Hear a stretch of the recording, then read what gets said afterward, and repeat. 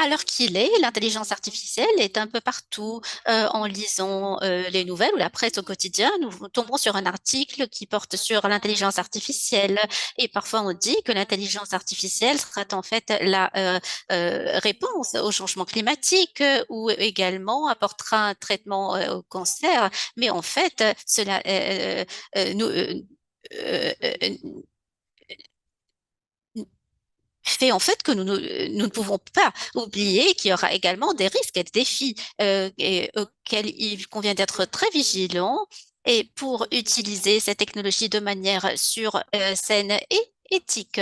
Comme nous le constatons autour de nous, l'intelligence artificielle a un impact sur plusieurs domaines, par exemple dans le domaine de l'aviation, par exemple, à titre de copilote qui surveille les voyages, de même dans le domaine des milieux académiques où les étudiants utilisent ChatGPT par exemple, et dans l'industrie de la musique, on utilise l'intelligence artificielle pour les DJ, pour créer de la musique. Donc, voici de nombreux domaines où l'intelligence artificielle est bien utilisée. Donc, j'ai utilisé le mot AI ou intelligence artificielle à plusieurs reprises pendant les quelques secondes. Mais qu'est-ce qu'en fait cette intelligence artificielle dont nous parlons tous? Il s'agit en fait d'utiliser les ordinateurs pour exercer des missions qui sont menées par les hommes. Nous essayons de comprendre en fait les tendances, les langues à travers la traduction et autres.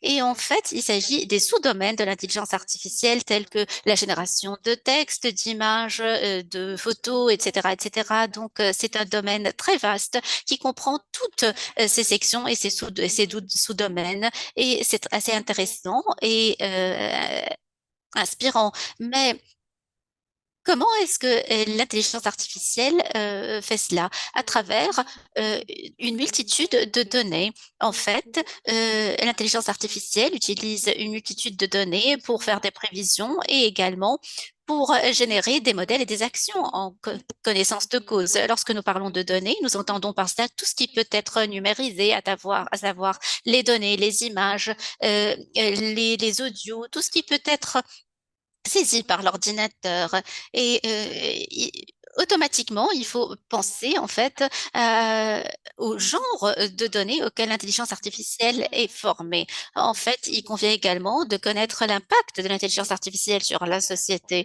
parce que il me plaît souvent de dire que l'intelligence artificielle ne vient pas du vide, mais à chaque fois que nous utilisons l'intelligence artificielle pour former ou pour des domaines bien spécifiques de notre société, nous avons un impact sur notre vie et sur notre société. En fait, nous avons le modèle génératif qui génère en fait des données. À quoi est-ce que l'intelligence artificielle est formée? Par exemple, à l'art, à la production d'images et de photos. Et en fait, par exemple, nous pouvons utiliser certains modèles pour y compris nos profils ou les vôtres, pour générer des tableaux et des peintures. Et donc, nous sommes dans un domaine assez fragile. Et là, je voudrais plaider en faveur du paradigme de l'intelligence artificielle ouverte, accessible pour tous. Autrement dit, le principe des données ouvertes. Et partager les algorithmes, les données, l'ensemble des règles sur lesquels nous sommes basés pour développer ces modèles, pour que l'intelligence artificielle ne demeure pas une boîte de Pandore dont nous ignorons le contenu. Euh,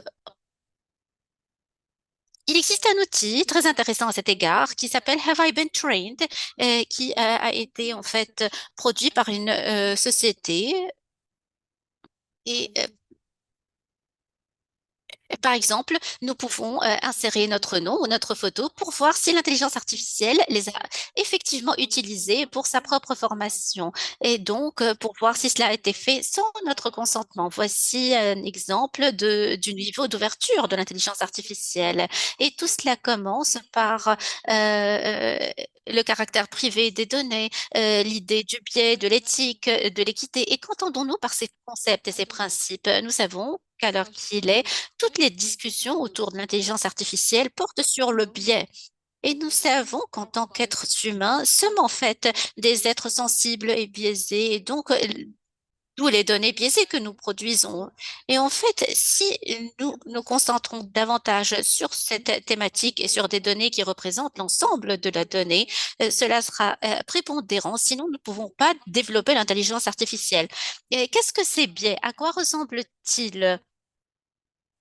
J'ai voulu vous montrer, par exemple, à quoi ressemble un professeur à l'université pour l'intelligence artificielle. Malheureusement, ce sont tous des hommes de couleur blanche, de peau blanche, pas de femmes, pas de personnes de couleur. Et c'est un biais parce qu'en fait, l'intelligence artificielle ou cette application n'a pas utilisé suffisamment de données pour bien se former. Ou par exemple, pour voir la photographie ou la photo en couleur d'une femme de ménage, nous constatons que ce sont en fait des gens de couleur, de différentes ethnies.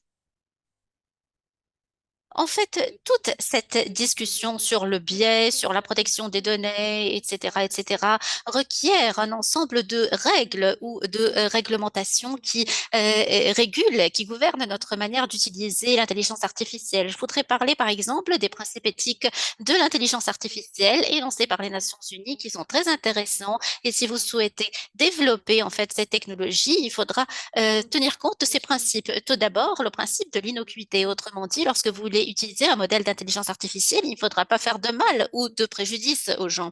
Deuxièmement, l'objectif de proportionnalité, euh,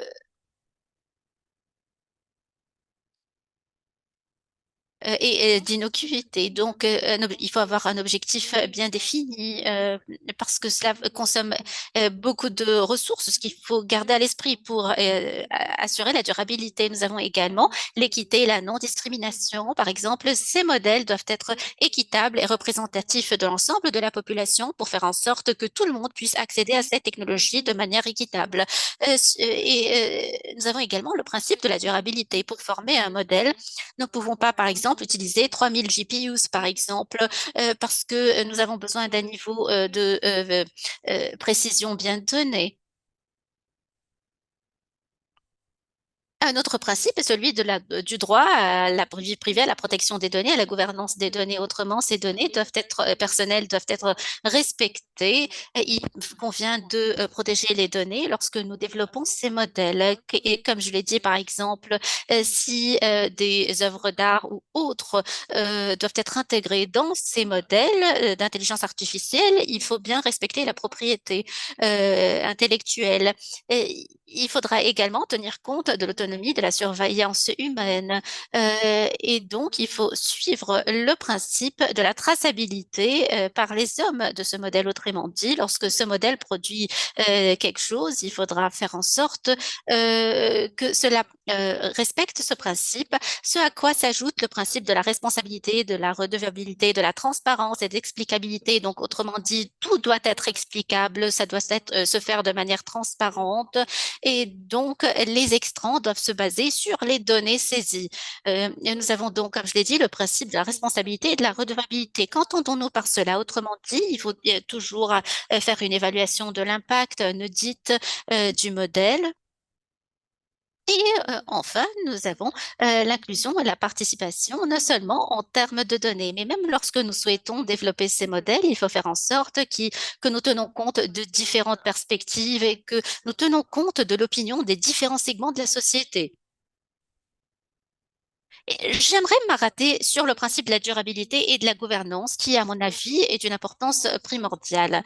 En fait, ces modèles d'intelligence artificielle ne se trouvent pas uniquement dans le nuage, mais il s'agit en fait d'un ensemble d'outils faits en plastique, en fer et autres qui produisent des émissions de dioxyde de carbone. Donc, former un modèle de GPT émet des milliers de tonnes de dioxyde de carbone. Si l'on compare cela à la vie humaine sur une moyenne de plus d'une année, ça sera 5,5 tonnes.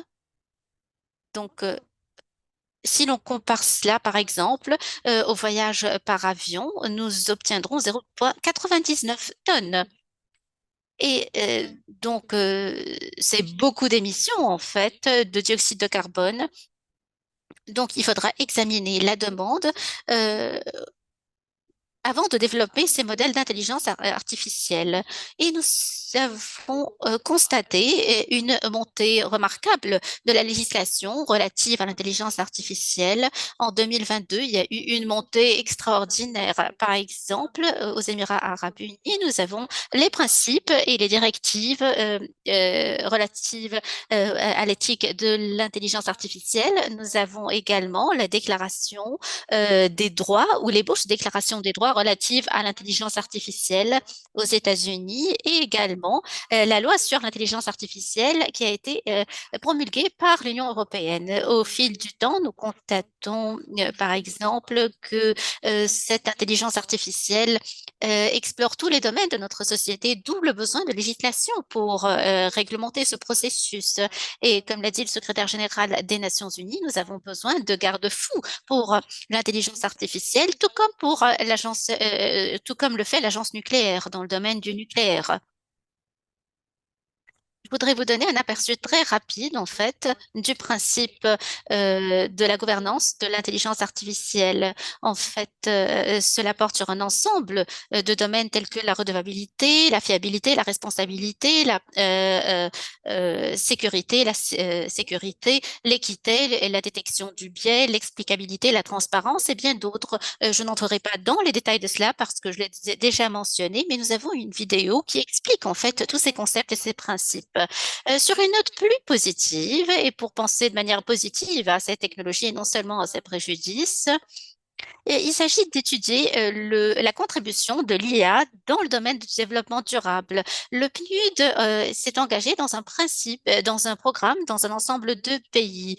Par exemple, nous avons développé aux Philippines une cartographie de l'intelligence artificielle pour détecter la pauvreté dépendamment de l'accès à l'électricité. Par exemple, l'Inde utilise l'intelligence artificielle pour la surveillance des ravageurs qui peuvent euh, mener à la maladie de plusieurs bétails. De même, l'Égypte a utilisé le chatbox pour aider les malentendants à vivre au quotidien. De même, l'Équateur a conçu un outil d'intelligence artificielle qui permet la traçabilité dans l'industrie des barres chocolatées. Et au niveau de la paix, de la justice et des institutions puissantes, le Brésil a utilisé cette intelligence artificielle pour une collaboration entre le PNUD au Brésil, le Conseil national de la justice, pour développer une solution d'intelligence artificielle pour analyser les données judiciaires.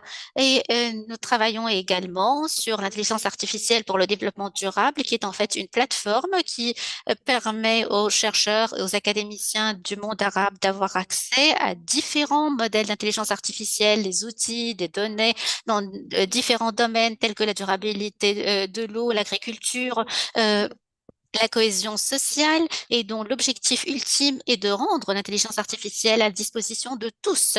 Et nous avons établi un partenariat avec le ministre d'État pour l'économie numérique et avec l'université Mohamed Ben Zayed pour l'intelligence artificielle, pour faire en sorte que tout le monde soit pris en compte et pour ne pas faire de laisser pour compte. Je vous remercie. Merci beaucoup, Yasmine.